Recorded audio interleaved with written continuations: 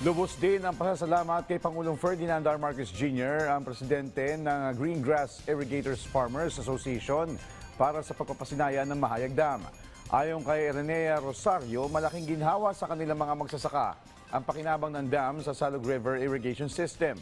Anya, matagal na itong hinahangad ng mga magsasaka sa lugar. Kaya patuloy umano sila nagpapasalamat sa pamahalaan dahil sa malaking tulong nito sa kanilang kabuhayan. Ngamo yung kinabuhi, kahimtang sa unang panahon, lisod yung kaayo. Sa kadako sa area, di yun malukop ang tubig. Kupot kaayo, kaya mag-inilugay sa tubig. Karon nagpasalamat ko nga, kining proyekto nga gihatag sa gobyerno nga, wala naging milaban sa ulo, di naging may mabilar. Mag-angay naging sa tubig, kay perminti naman gaagas. Hayahay na yun, kay kusog pa yun kaayo. Ang abot karon bintaha yun. Dako kay ko pasalamat ng President Bongbong Marcos, nga sa iyang pag-ayo sa dam. Dako gigi katabang sa among pagkinabuhi.